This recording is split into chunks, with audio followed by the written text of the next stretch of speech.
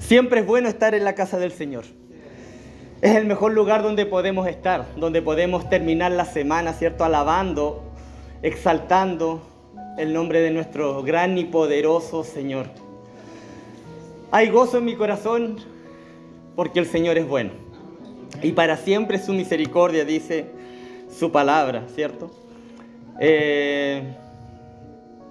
Estoy contento por ver a Juanito aquí. Y cuando lo vi me acordaba del gran ministro de alabanza que es él. Que el Señor te bendiga, Juanito. Te echamos mucho de menos acá en la congregación. Hoy estamos en esta serie de mensajes que tiene como nombre Original.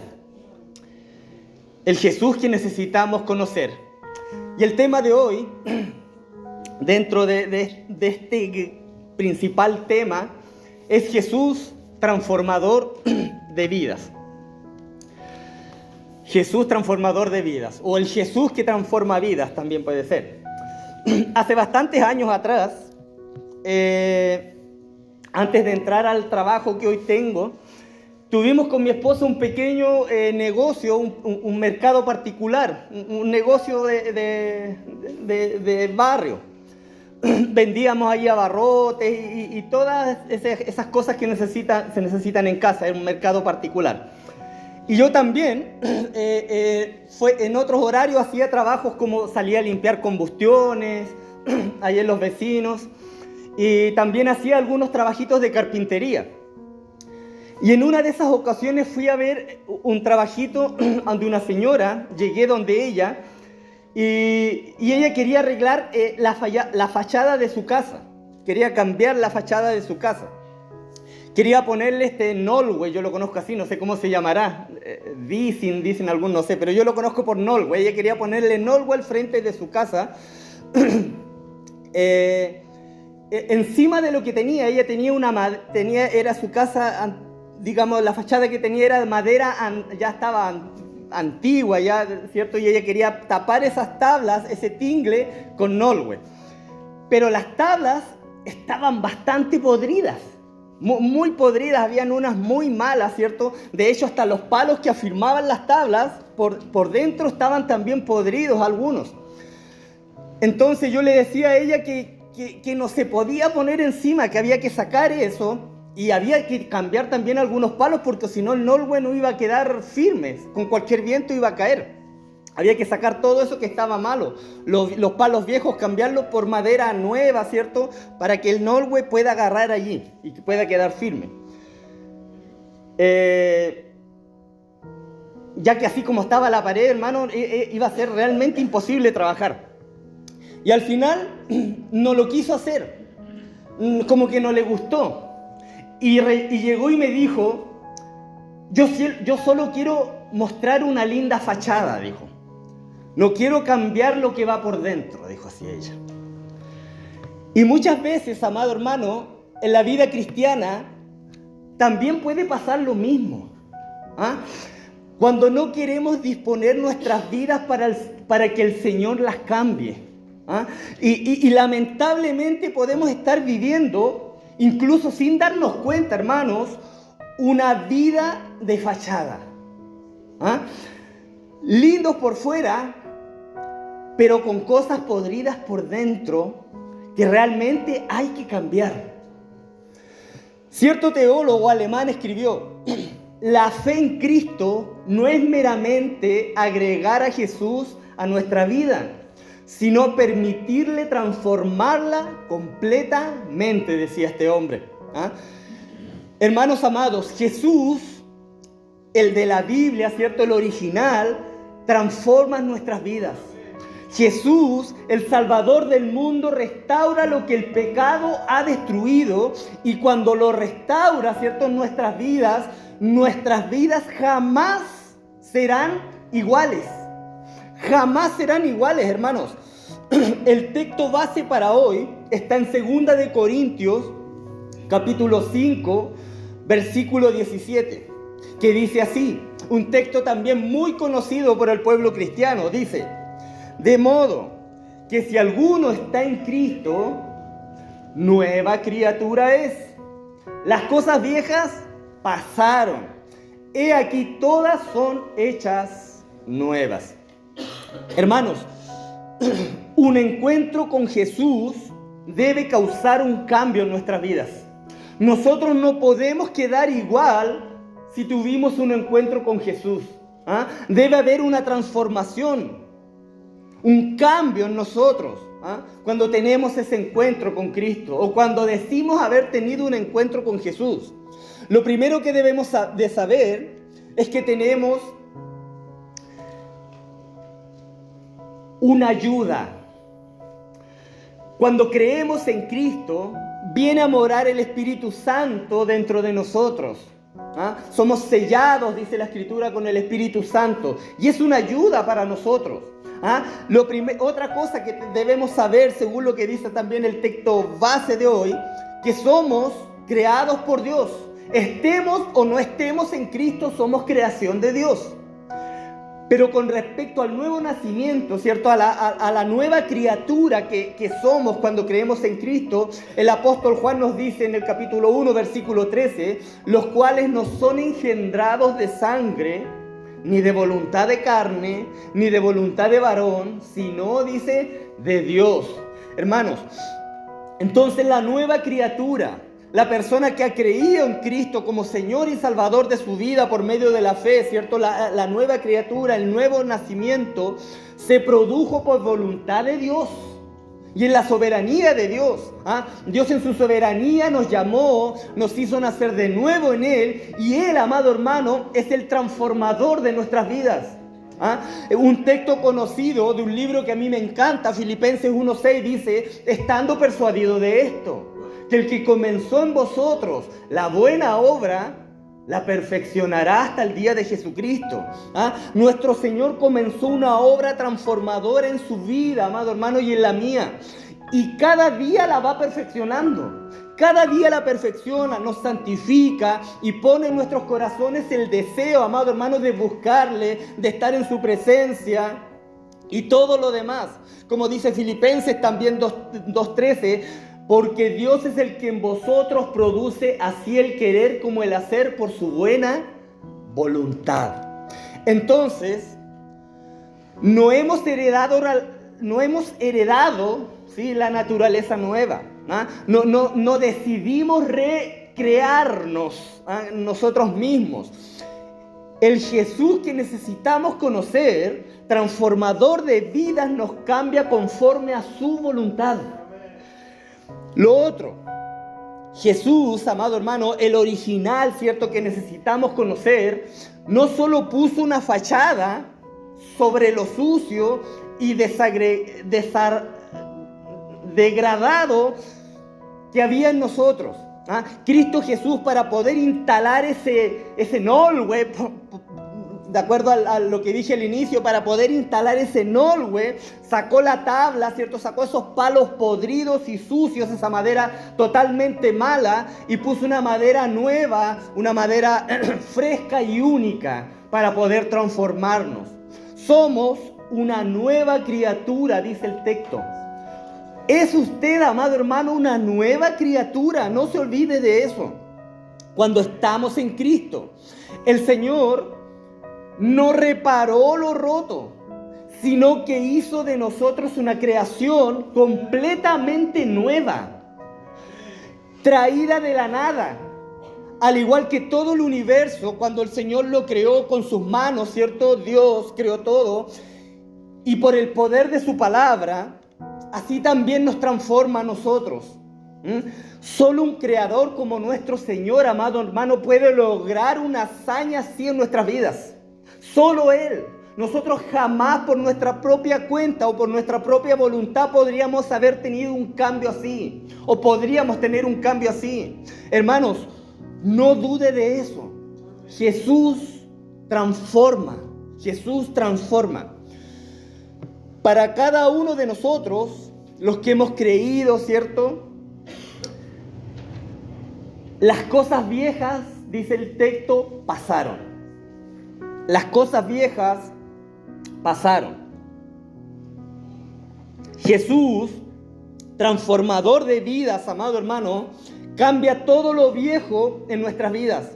lo saca, lo desecha, en un proceso llamado santificación. Cambia nuestra vieja naturaleza, el orgullo natural, el amor al pecado, nuestras malas opiniones, nuestras pasiones pasadas, ese pecado, amado hermano, que disfrutábamos, ese pecado por el cual nos sentíamos orgullosos, ahora nos hace mal. Ahora nos hace mal. Ahora nos hace sentir sucios. Lo que amábamos del mundo, por la gracia de Dios, amado hermano, y por el poder transformador de Cristo, han muerto. Han muerto. La jactancia, la arrogancia, la vanagloria, la autojustificación ya no viven más en nosotros por el poder transformador de Cristo Jesús, nuestro Salvador. Las cosas viejas pasaron, murieron, fueron enterradas, amado hermano, fueron clavadas en la cruz del Calvario. Cristo allí en la cruz las cargó, amado hermano, en el madero y pagó por cada una de ellas. Al igual que lo pasado, lo viejo, dice el texto, que ha llegado lo nuevo. Lo nuevo ha llegado. Las cosas viejas y muertas se reemplazan por cosas nuevas, por cosas llenas de vida, amado hermano. Cosas que llenan de gozo nuestra vida y nuestro corazón. Cosas que dan gloria y honra y alabanza a nuestro Dios. El recién nacido en Cristo se deleita en las cosas de Dios y aborrece las cosas del mundo y de la carne. Nuestros propósitos, amado hermano, nuestros sentimientos, nuestros deseos e ideas, nuestra manera de pensar son nuevas y diferentes.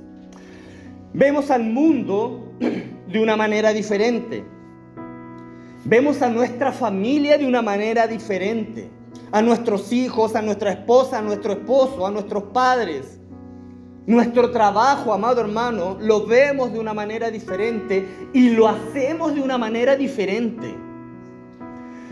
El hablar con las personas, la forma de compartir con ellas es diferente. Hermanos, todas las cosas, dice el texto, son hechas nuevas.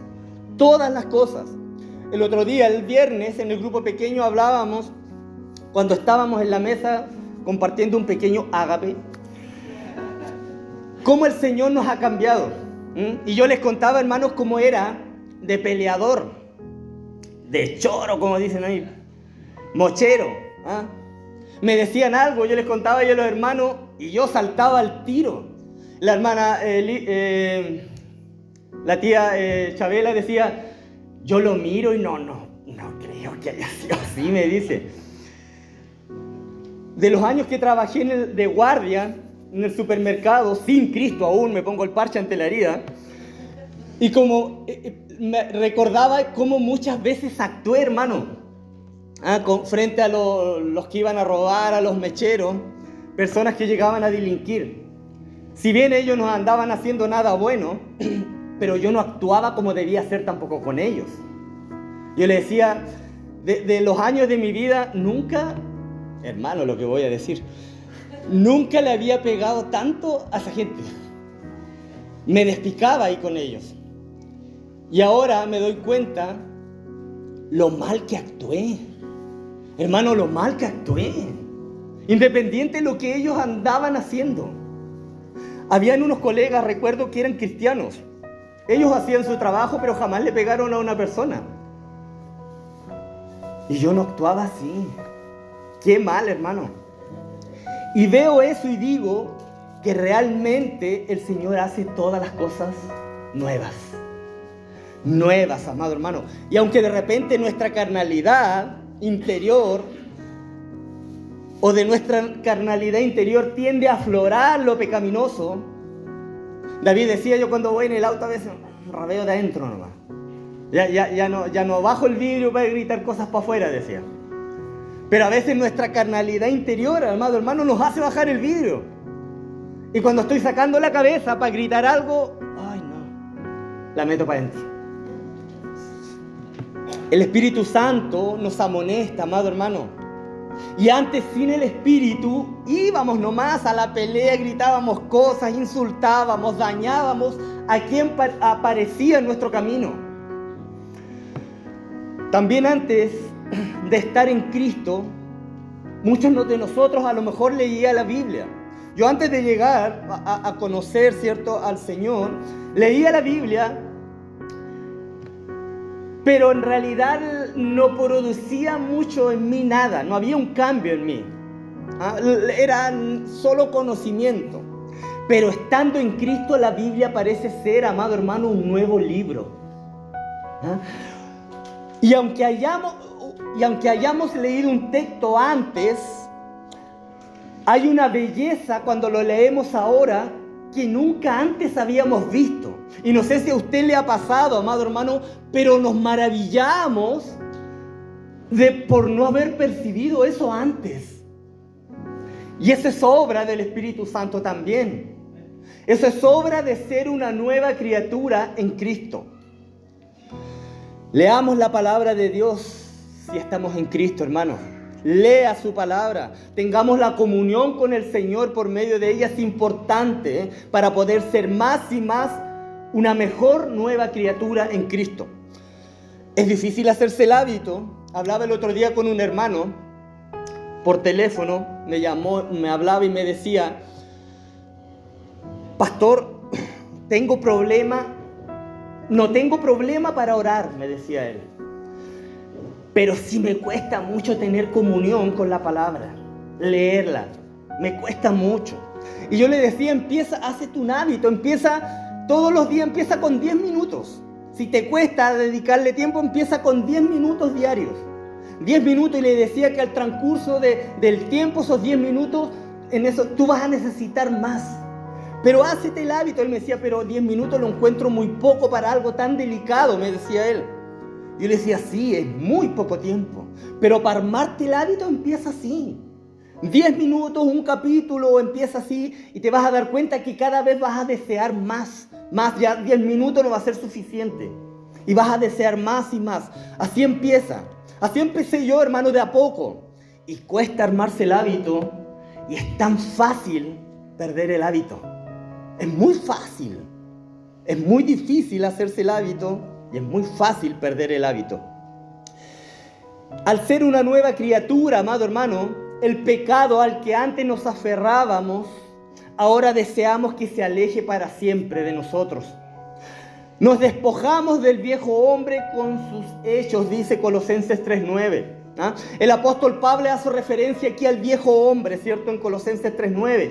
Lo que significa que el cristiano ha tenido, amado hermano, que despojarse de su vieja naturaleza.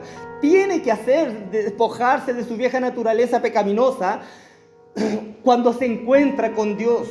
Y este despojamiento es posible gracias a la obra de Cristo. Vuelvo a repetir, en la cruz. No es por sus méritos.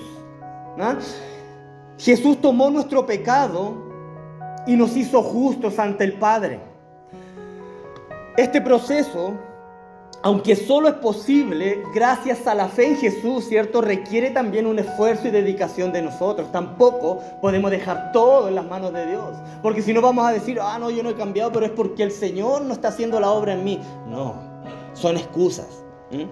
Entonces nos vestimos, como dice Efesios 4:24, del nuevo hombre creado según Dios en la justicia y la santidad de la verdad.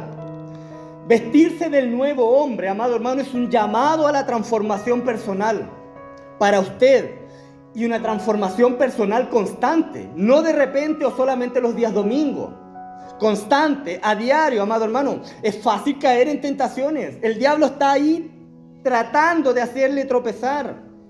Es fácil ser influenciados por el mundo que nos rodea, por los colegas de trabajo, por los amigos. En cualquier lugar donde vayamos es fácil dejarnos influenciar, pero debemos estar firmes, constantes, inamovibles, hermano, en lo que hemos creído. Ahora, ¿qué pasa con el cristiano que sigue pecando? Porque a lo mejor usted está pensando, pero yo todavía sigo pecando. Soy cristiano, pero todavía sigo pecando. ¿Qué pasa con el cristiano que sigue pecando? Hay una diferencia entre seguir pecando y seguir viviendo en el pecado. Y hay una gran diferencia. Nadie, amado hermano, alcanza la perfección de vivir sin pecado en esta vida. Nadie, no hay nadie. Nadie que pueda decir, yo alcancé la perfección. No, nadie. Nadie, amado hermano. Aquí en la tierra nadie alcanza esa perfección. Pero el cristiano redimido, amado hermano, el cristiano que ha creído, está siendo santificado, ¿cierto? Hecho santo día a día, pecando menos y odiando más el pecado que alguna vez amábamos y disfrutábamos de él. Al entregar nuestras vidas, amado hermano, al señorío de Jesús, de nuestro Salvador, de Jesús el original, nos convertimos en hijos e hijas de Dios.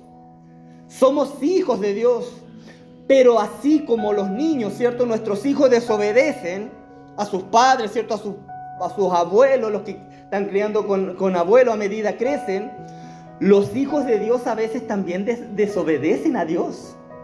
Y desobedecemos.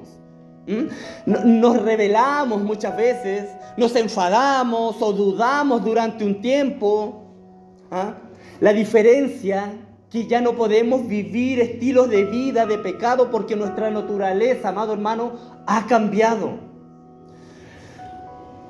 Un pez, para que se pueda entender, puede desear vivir en la playa, en la arena, no sé, pensando en el mar.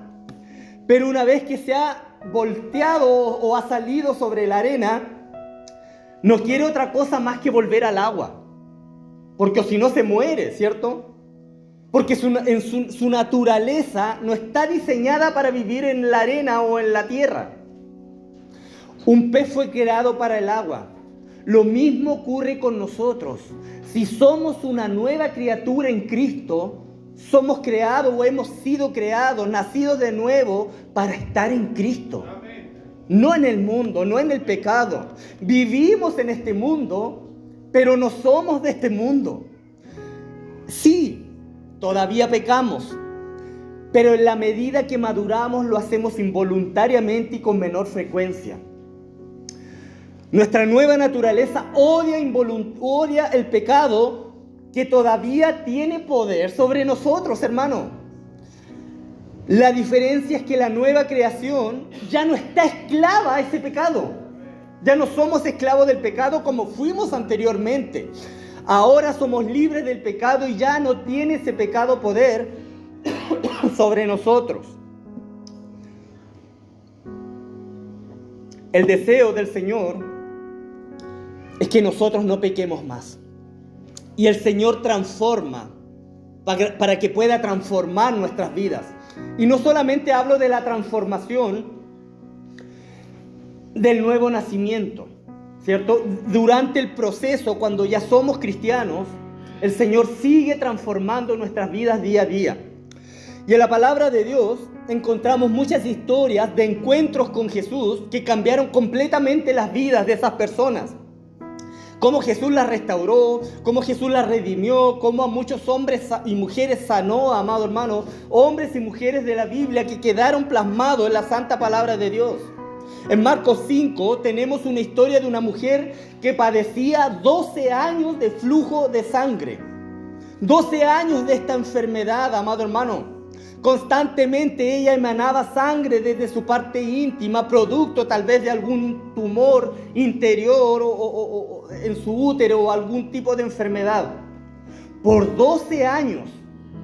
Imagina esta mujer, producto de esta enfermedad. Ella tiene que haber estado muy débil físicamente, tal vez con anemia en su cuerpo por tanta pérdida de sangre. Producto de esta enfermedad, ella también era marginada por la sociedad. ¿Por qué? Porque según la ley de Moisés, una mujer que se encontraba en su periodo menstrual y estuviera botando sangre de su interior, los días que durara, ¿cierto?, este periodo, era considerada ceremonialmente inmunda.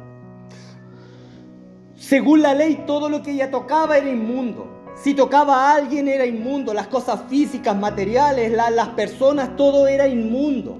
Así que ceremonialmente esta mujer, amado hermano, era inmunda. Y llevaba 12 años así. 12 años. Imagine su vida, amado hermano, la vida de esta mujer. La palabra nos dice allí en Marcos 5 que había gastado todo lo que tenía en médicos, pero que cada vez le iba peor. No se mejoraba, no había un avance. Cada vez era peor. Era una mujer solitaria, era una mujer discriminada por la sociedad, una mujer, amado hermano, que vivía en constante tristeza y amargura.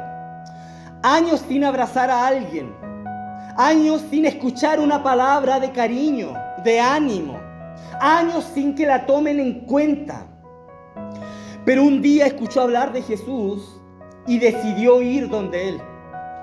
Ella decía en Marcos 5:28, si tocare tan solamente su manto, seré salva.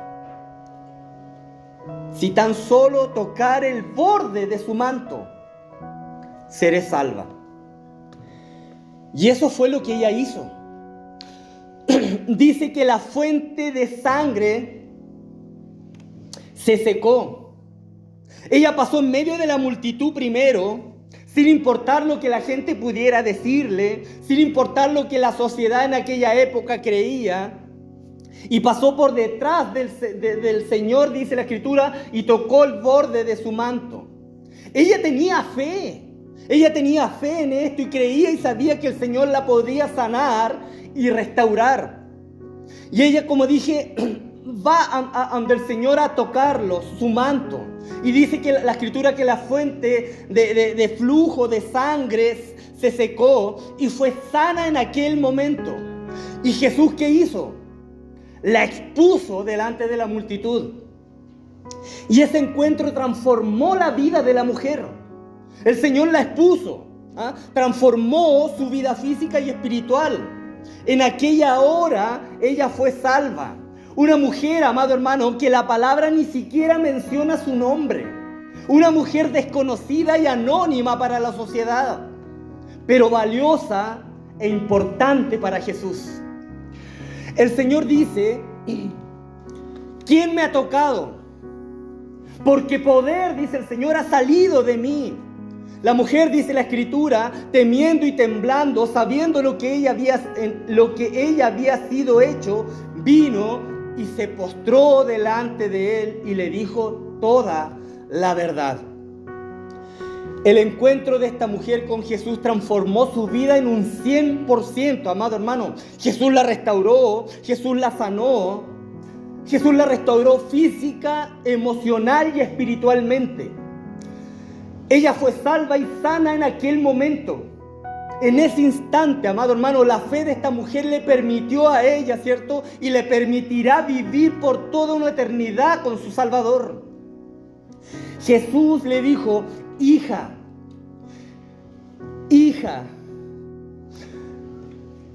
una muestra de amor y ternura de parte de nuestro Salvador. Hija. Con eso también el Señor demuestra que ella ya pertenecía al reino de los cielos. A la ciudadanía celestial le dijo, hija, tu fe te ha hecho salva. Ve en paz y queda sana de tu azote. Si tenemos un encuentro con Jesús, nuestra vida jamás será igual, hermano. Jamás será igual. No puede ser igual si el Salvador del mundo salió a nuestro encuentro. Si hemos creído, ¿cierto? Y fuimos sellados, como dije recién, por el Espíritu Santo de la promesa, nuestra vida desde ese momento debe cambiar. Debemos cambiar, dar fruto y mostrar que ya no pertenecemos a este mundo, sino que pertenecemos a la patria celestial. Un encuentro con Jesús lo cambia todo. Lo cambia todo, hermano. Y aunque nos encontremos dentro del cuerpo, ojo con esto, donde la cabeza es Cristo y la iglesia, ¿cierto? Podemos también fallar. Eso téngalo claro. Y podemos caer. Y fallaremos tal vez. Cometeremos errores. Tal vez prometamos cosas al Señor que después ni siquiera cumpliremos. Señor, te prometo, por ejemplo, que si me das este trabajo, voy a diezmar todos los meses. Señor, te prometo que si me ayudas con esta enfermedad, te voy a dedicar más tiempo a ti, a la obra. Te buscaré más. Prometo que nunca renegaré de ti. Te prometo que nunca te negaré. Y muchas cosas más que decimos a veces, hermano. Obtenemos el trabajo y ni siquiera separamos algo para Dios. El Señor hace el milagro de sanidad y después ni siquiera lo buscamos. Las cosas no salen como queremos y renegamos. Señor, ¿dónde estás? Cuando ni siquiera decimos que somos cristianos y callamos, amado hermano, le negamos. No lo conozco, decimos con nuestros hechos. Y termino con esta historia bíblica, hermano. Termino con esto. El apóstol Pedro, un personaje bíblico que a mí me encanta. Me encanta Pedro. Y aunque era uno de los elegidos, apóstol, santo, separado de Dios y para Dios, también falló. Y le negó. Le negó. Y no solo una, sino 3 veces. 3 veces. Pedro decía cuando lo negaba, no sé lo que dices, cuando le preguntaban. Tú eres uno de ellos, no sé lo que dices. También bajo juramento, dice la Escritura, que dijo, no conozco a ese hombre. No conozco al hombre. Después comenzó a maldecir y a jurar. De verdad, no conozco al hombre. Hasta que lo negó 3 veces y de allí salió llorando, dice la Escritura, amargamente. Amargamente. Pero el Señor no dejó a Pedro así. El Señor no dejó a Pedro así. El Señor lo restauró. El Señor levantó a Pedro. Le dio una nueva oportunidad para enmendar lo malo.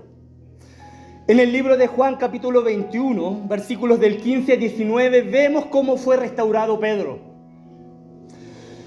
Dice allí que después de la muerte de Jesús, ¿cierto?, se le apareció a 7 de sus discípulos que se encontraban junto al mar de Tiberias. Ellos se encontraban pescando. Y tal cual, amado hermano, pero tal cual calcado, como cuando Jesús llamó al Pedro al ministerio y lo restauró en esa ocasión, así tal cual pasó en esta ocasión. Ellos venían de pescar toda la noche y no habían sacado nada, dice el versículo 3 del capítulo 21.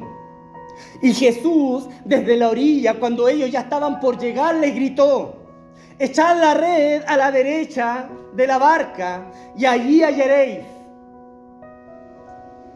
Y estos pescadores de peces, ¿cierto?, ingenieros de la pesca, como si nosotros somos los que sabemos, a esta hora de la mañana ya no hay peces, pensarían ellos. Ellos no sabían que era Jesús, no le conocieron, dice la Escritura. Y dice la Escritura en el versículo 6 que después no podían sacar la red por la gran cantidad de peces. Ellos obedecieron y no podían sacar la red por la gran cantidad de peces. Y Juan miró nuevamente a la orilla y reconoció que era Jesús, el Señor, el Maestro, lo reconoció. Y lo más probable es que le dijo a Pedro, Pedro, sí es el Señor. Y Pedro dice que se ciñó la ropa, o sea, se vistió. Él andaba semidesnudo en la barca y dice la Escritura que se puso la ropa para tirarse al agua. O sea, ¿quién se pondría una chaqueta, pantalones, zapatos para tirarse a nadar? Hace más peso. Pero dice la Escritura que Pedro se ciñó la ropa, se puso ropa y se tiró al agua y empezó a nadar hasta la orilla, hasta llegar donde estaba el Maestro. Imagine la escena. Yo siempre imagino la escena. Pedro parado frente a Jesús, todo mojado, estilando, mojado entero, sin saber qué decirle a Jesús, frente a frente, tal vez con la cabeza gacha. Y en su mente a lo mejor pensando, ¿qué digo? Ay, ¿qué le digo? Si lo negué 3 veces. Hermanos, ¿qué podemos decir frente a una situación así al Señor? ¿Qué le podemos decir? Y Jesús comienza a restaurar a Pedro. Y en el versículo 15 Jesús dice, Simón, hijo de Jonás. Ni siquiera le dijo Pedro. Él le había dicho, cuando lo conoció, a partir de hoy ya no te llamarás Simón, sino que te llamarás Pedro. Y le habló con su nombre antiguo. Simón, hijo de Jonás, ¿me amas más que estos? Haciendo alusión tal vez a los peces, ¿cierto? Símbolo de la profesión de Pedro, que era pescador.